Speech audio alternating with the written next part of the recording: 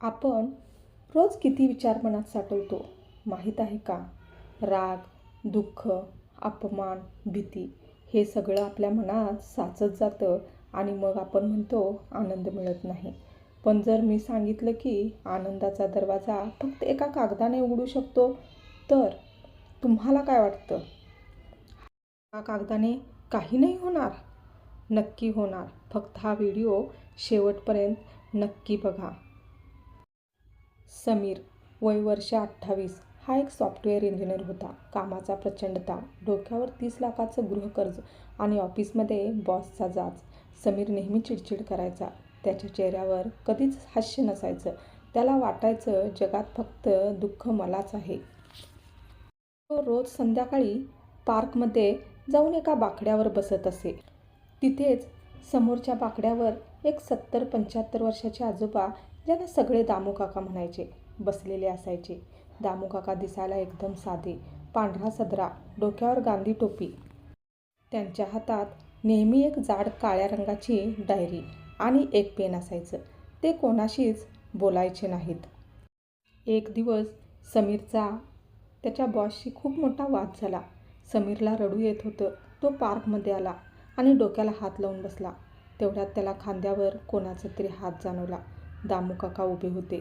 काका शांतपणे म्हणाले, "बाळा, खूप ओझं झालंय का डोक्यावर? माझ्याकडे दे, मी हलकं करतो." समीर चिडला, "तुम्ही काय करणार? तुम्ही काय जादूगार आहात? तुमचं काम करा." दामू काका हसले. त्यांनी आपली ती काळी डायरी उघडली आणि पेन समीरच्या हातात दिला. "हे बघ, मी जादूगार नाही. मी फक्त एक कचरा वेचणार आहे. लोक घरातला कचरा डस्टबिनमध्ये टाकतात, पण डोक्यातल्या कचऱ्याचं काय? त्याचा वास येतो, तो सडतो आणि मग माणूस वेडा होतो. माझं फक्त एकच काम आहे, लोकांच्या डोक्यातल्या कचऱ्याची विल्हेवाट लावणे. तुला ज्या गोष्टींचा त्रास होतोय, ज्याचा राग येतोय, ते सगळं या पानावर लिही. शिव्या दे, रड, ओरड, सगळं या कागदावर उतरव." समीरला काय वाटलं कुणास ठाऊक. त्याने पेन घेतला आणि लिहायला सुरुवात केली. बॉसचा राग, कर्जाचं टेन्शन, बायकोशी झालेला वाद, स्वतःचा अपयशीपणा, सगळं काही त्याने कागदावर लिहिलं. समीर लिहित गेला. पहिलं पान, दुसरं पान, तिसरं पान, म्हणता म्हणता 4 पानं भरली. लिहिता लिहिता समीरच्या डोळ्यातून पाणी येत होतं. त्याचा हात थरथर कापत होता. पण जसं जसं तो लिहित होता, तसं तसं त्याच्या छातीवरचं ओझं कमी होत होतं. त्याला वाटलं जणू कोणीतरी त्याच्या मनातला विषारी वायू काढून घेतलाय. लिहून झाल्यावर त्याने काकांकडे बघितलं. काकांनी ती 4ही पानं डायरीतून फाडली. समीरला वाटलं ते वाचतील, पण काकांनी खिशातून एक लायटर काढला आणि समीरच्या डोळ्यादेखत ती लिहिलेली पानं जाळून टाकली. समीर ओरडला, "अहो, हे काय करताय? मी इतकं महत्त्वाचं लिहिलं होतं." दामू काका हसले आणि म्हणाले, "बाळा, ते महत्त्वाचं नव्हतं. तो कचरा होता. एकदा कचरा घराबाहेर काढला की आपण तो जपून ठेवतो का? नाही ना. मग मनातल्या वेदना कागदावर का जपून ठेवायच्या? तू लिहिलंस, तुझं मन रिकामं झालं आणि मी जाळलं, म्हणजे त्या समस्या आता अस्तित्वात नाहीत. आता तू मोकळा आहेस. नवीन सुरुवात कर." समीरला त्या दिवशी खूप शांत झोप लागली. त्यानंतर समीर रोज काकांकडे जायचा, काही ना काही लिहायचा आणि काका ते पान जाळून टाकायचे.